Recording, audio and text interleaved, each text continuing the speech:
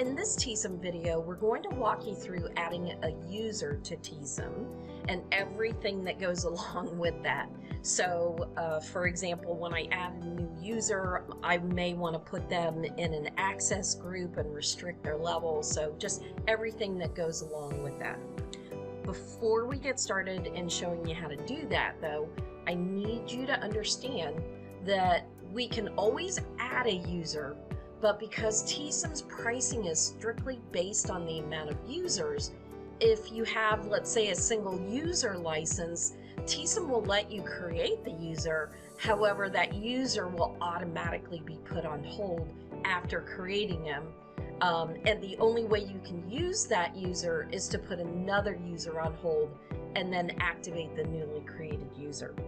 There's also some restrictions that if you're trying to deactivate an account, if that user is an admin, then you're going to get an error message that says you can't, even as an admin, you cannot deactivate another admin. So definitely contact us if you need help with that. All right, let's go quickly show you what I'm talking about. So I'm going to go to the main menu, I'm going to go to users, and then I'm going to go to user list. So here I have a 3-user account in Teesom, so I can only have 3 active users. So I created a 4th user called Randy Newman, and he automatically was put on hold once I created him. Now, if I want to make him active, let's say Samantha Jones is no longer working with us and I now want to make Randy the active user. That's easy. I'll just go into the action button, I'll go into edit, and I'll click on this active drop down and then just move her to deactivate and save. So now I have a free user license that I can now turn Randy on. So if I go into the edit mode, I can now make him active and so on. Now, let's say I want to deactivate Errol. Well, watch what happens. Errol is actually an admin account, and if I can scroll down, I can show you that. He's a company admin. So if I click on active and I go to deactivate him, watch what happens when I hit save. It says user access denied, cannot deactivate a company admin. So that's a nice security measure that's in place. I'm just going to cancel out of this and do that. So I hope you get this so far. All right, so if you have a user license that's available, the next thing you want to do is create the user restriction levels. So way before you even create the users, you should have had a plan to say, here's the different access levels that I want. So this time we're going to go to users and we're going to go to user access. And if I click the drop down here at the top, you can see all the ones that I've created. When you first get the Teesom program, the only ones that came with the program is the company admin.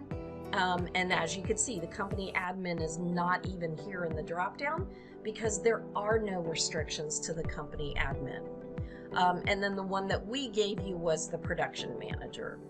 So if I click on that one, I don't even think we did the settings for this one, but you can see I have the production manager up here. If I hover over it, I can see the description that I had typed in there about what all the production manager can do. And then I would just simply expand each one of these and put a check mark to anything that I want to allow them to have access to. No check mark if I don't want them to have access to any of these. So again, I would just go through all these and uncheck or check anything that I want them to have access to. All right, so let's walk you through creating a new group. We're going to call this one shipping and receiving. So ship, actually we can just say ship and receive. And so what do we want this group to have access to? We need to kind of describe what the access level is going to be like. So first and foremost, I would just say this user group will not have access to sales, purchasing, art, only production, and shipping and receiving. So I'm just kind of describing what kind of access level this user group has.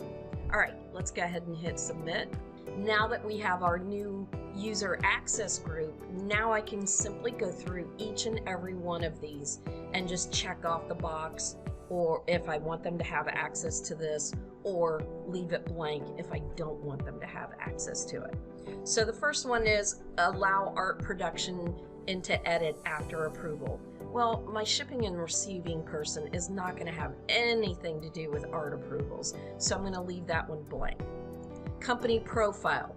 All right, so where is the company profile? The company profile is here, and this is where it has all your credit card information and things like that. So do we want them to go in? No. All right, customer accounts, and let's close some of these other ones that we're done with. Customer accounts. So apply payments, shipping and receiving, no. Export transactions, no. Pretty much I can see that we don't want them to do anything in here. All right, customers. Do we want them to be able to export the customer list? No. Do we want them to change an account number? No. We really just want to turn everything off unless it has to do with production or shipping and receiving. All right, so here we go. Let's collapse this one. Here we go. So do I want them to self-approve art? No, they don't need that. Change customer goods due date. No, I don't want them changing any dates. Change due date. No. Change invoice date. No. Change order art approved by date. No. Change order date. No. Change production date. No. No.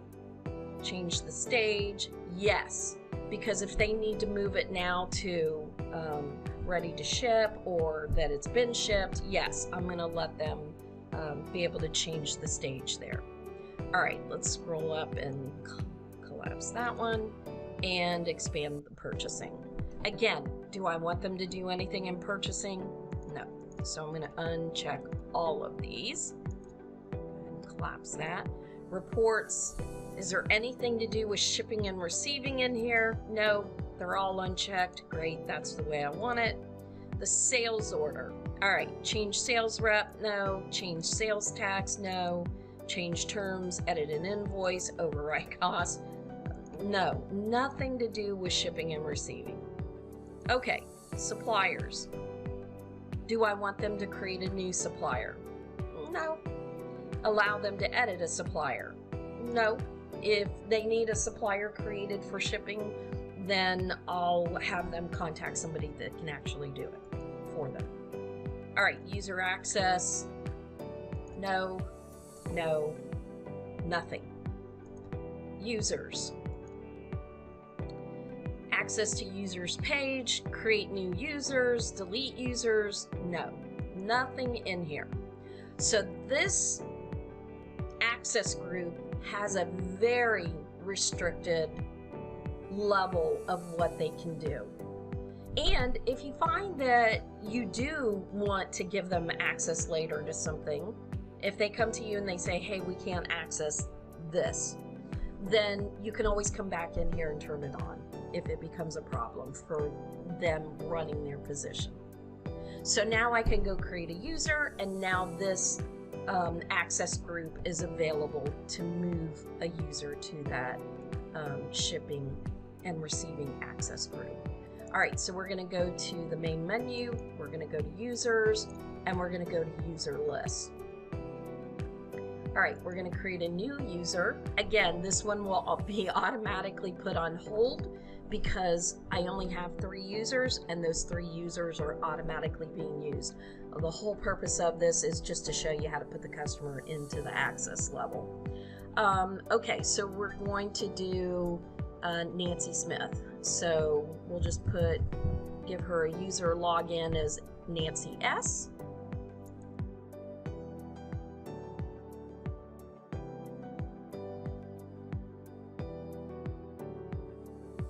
If you don't want to put their cell phone, this is a mandatory field, so just put in 555, 555, 555. That way you know it's not a legitimate number. If you do want to keep a number on file for them that is legitimate, then throw it in the number, either in the cell phone or the phone number field. All right, here, this is now where you're going to set the access group for that user. Be very careful putting people in company admin. Again, company admin has full access to the program. So if you want to ever change that or limit that, you will have to contact us for the change.